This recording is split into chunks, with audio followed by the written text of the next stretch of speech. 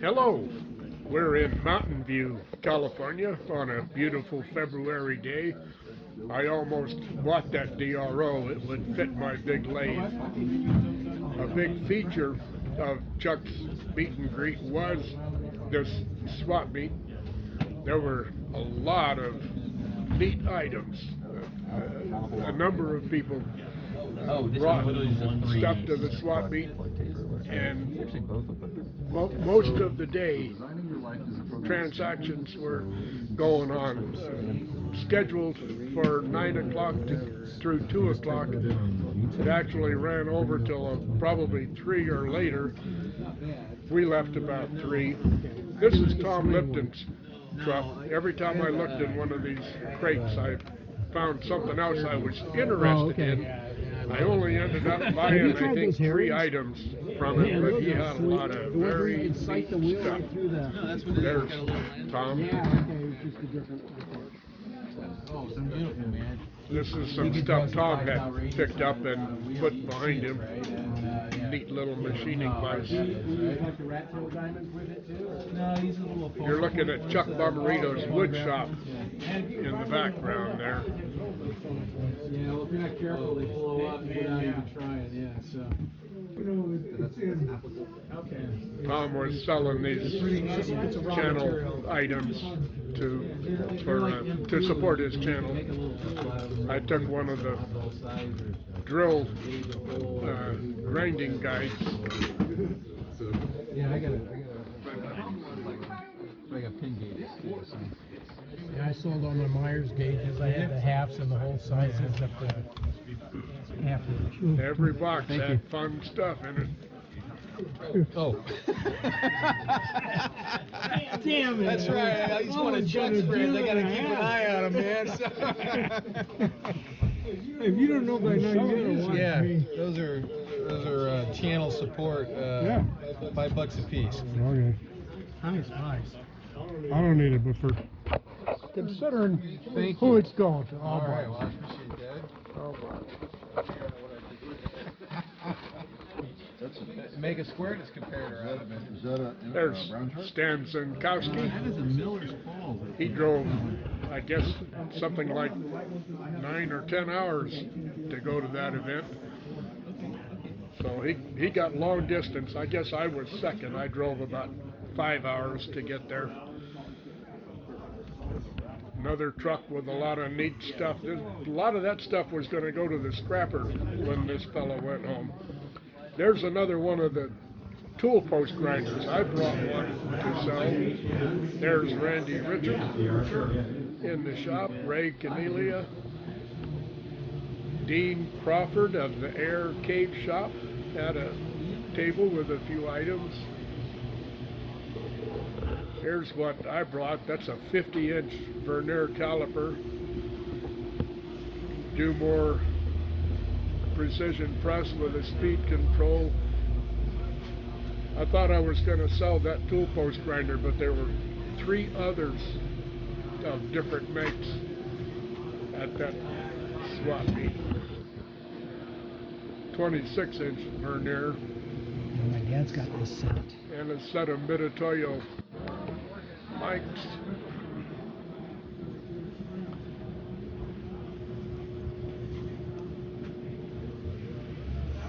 That Alora's tool post holder was one size too small for me, or I would have bought that.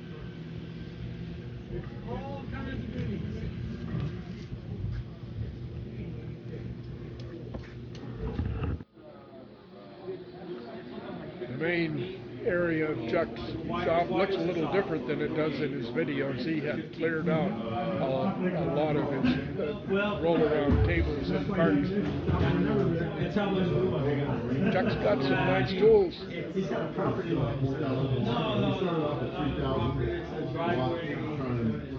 Work our way up to see what it's going to take without going overboard and all. Stan Zinkowski there promoting his hotshot oven.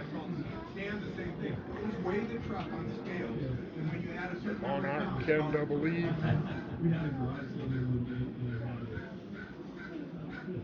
Metrology corner.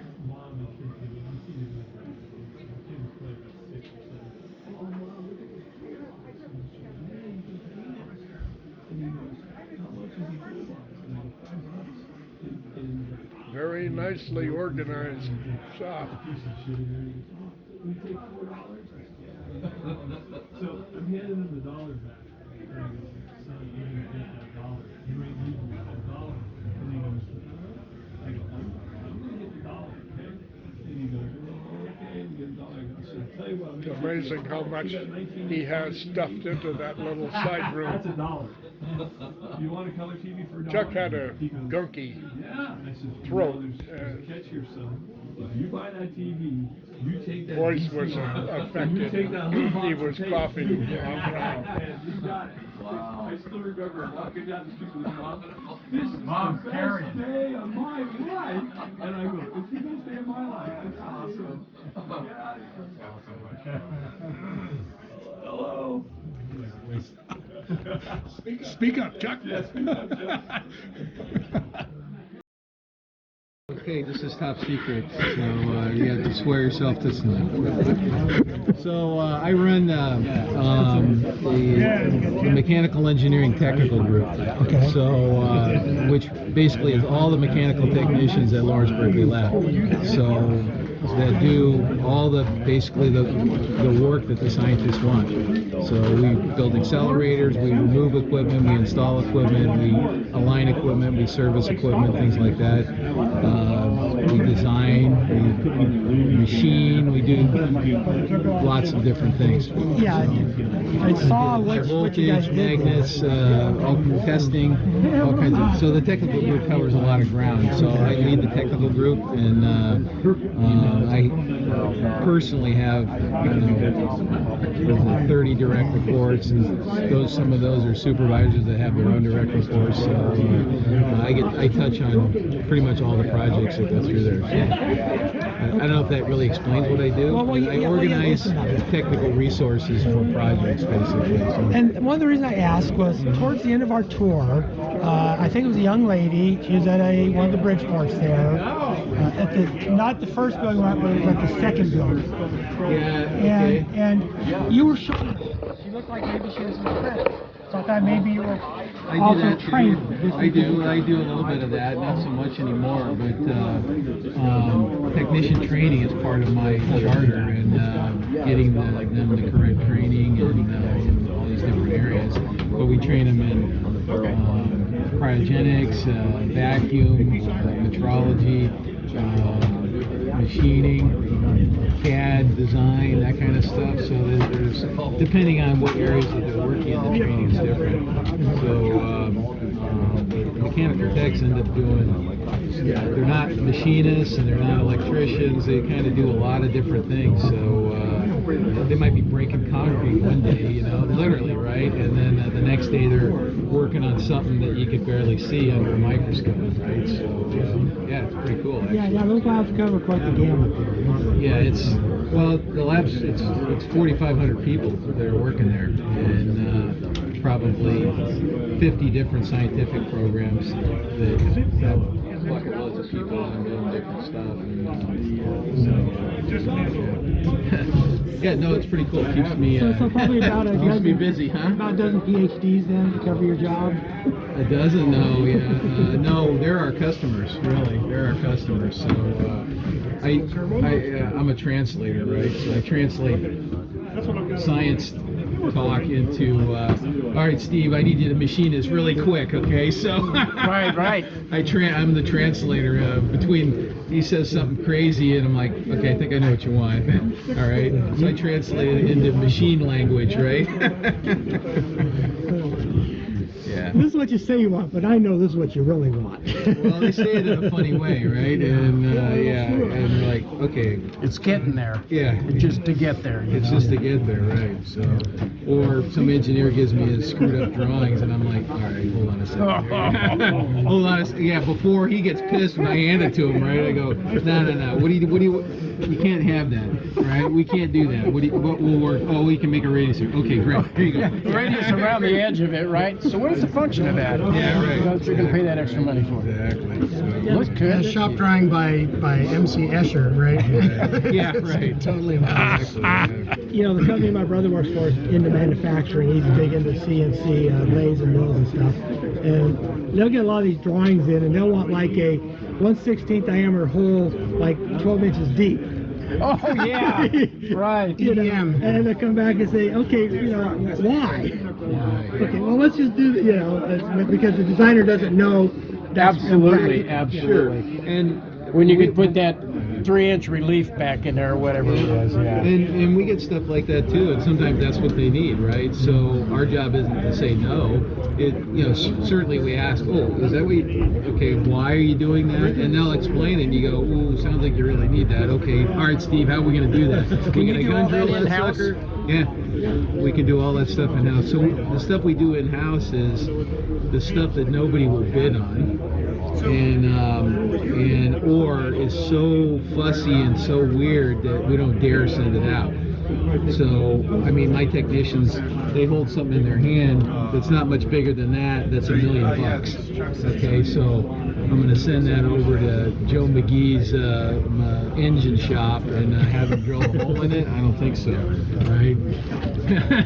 Yeah, oops, right. Oh, hey, we dropped this thing. Is that going to hurt it? Yeah, well, why don't you just keep it because it's no good to us now. Send your bill. Yeah, it'll fail somewhere around Saturn. I do, because when they first mentioned the tour of your shop, I said, oh God, this is another machine shop. Well, that's not what it is. You saw the machine shop. That's just one area, right? So all these other areas are experimental areas, right? That shop supports, right? So the physicists want something, they want to reconfigure something or increase the voltage of something or whatever, so they need parts, and then it all gets designed, and it gets built, and the technicians install it, test it, tune it. It's pretty good.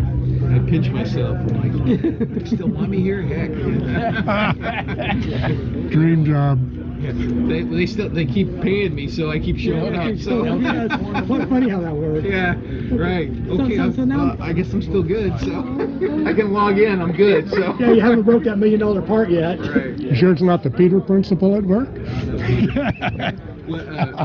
Funny story. I don't think it was my first day, but it was damn near my first day there, right? So I don't have anything particular to do that day other than training stuff and whatnot. It's not like I had some job I had to dive into, right? They're like, oh yeah, get your feet wet, get in there and start doing stuff, right? All right, okay, And this guy, so I'm like, I'm trying to help out, right? I'm trying to help out, and I said, hey, is there anything I can do for you? Right? Oh yeah, you can help me out. And he hands me something about that size right there, that safety wire thing. And he goes, hey, can you take this up to cleaning and get this UHD cleaned for me, right? And he hands it to me, and I look at it, I go, is this what I think it is? And he goes, yeah. And I go, do I need to sign for this or what? It was a platinum crucible that weighed about a pound. Yeah. And solid platinum crucible, right? One piece. And I'm like, do I need to sign for this? He goes, no, just take it up there. Just leave it on the shelf and put the account number on the thing. And I'm like, does he need to sign for this? He's like, no, he's fine. He'll just call us when it's done. And I'm like, I am in a weird world now. $400,000 of platinum. Right. Exactly, right? And then Cameras are going. there's no cameras, right? And then locking it up consisted of putting it in the desk drawer and closing the desk drawer. Man. There is some really good security there, though. Yeah, well, I might argue with you on that. But, it's kind of nutty. There's some. When we did our tour, you guys did Frisco's coming in, did Frisco's going out, and a guy with big pockets could have pocketed a lot of little things. Nobody would have known, so. Yeah. Sandia is really and if they tight. catch you, it's a federal offense, right? So basically, they shoot you and then roll you down the hill, right? So, yeah. Well, the government probably has its own mine of platinum somewhere, and they get it for $1 a pound. So. Well, no, it's funny because precious metals is this weird thing. So we can buy from the U.S. depository, right? So we buy it at the price that it went in for, which is $35 an ounce for gold. Yep. Right? And how much That's you want? the price. Right? Oh, truckload. Yeah. No, I made and years later I made a platinum crucible for one of the researchers. And he brings over all this platinum sheet, right? And he goes, oh yeah, I want a crucible that's about like this, da da da. And I'm like, okay. And I go, and fuck this up, right? And he goes, don't worry about it. I'll just remelt it and re-roll it. Like, take as many tries as you want, right? And I was like, oh, okay, cool, right? And They asked you, I get to keep the chips? yeah. They didn't weigh it before, they didn't weigh it after, right? And then some of it I had to file, and I had all this little dust, and I'm like, you know? And he goes, don't worry about it. Psh, air hose, right? You know? Mix it with the That was $38. Mix it with the asbestos. The next 3 minutes or so will be a slideshow of some of the better pictures that my wife Heather took during the event. She was all over everywhere with her camera and got quite a few pretty good shots. So we'll just put a little music on and let this slideshow run out to the end. Thanks for watching.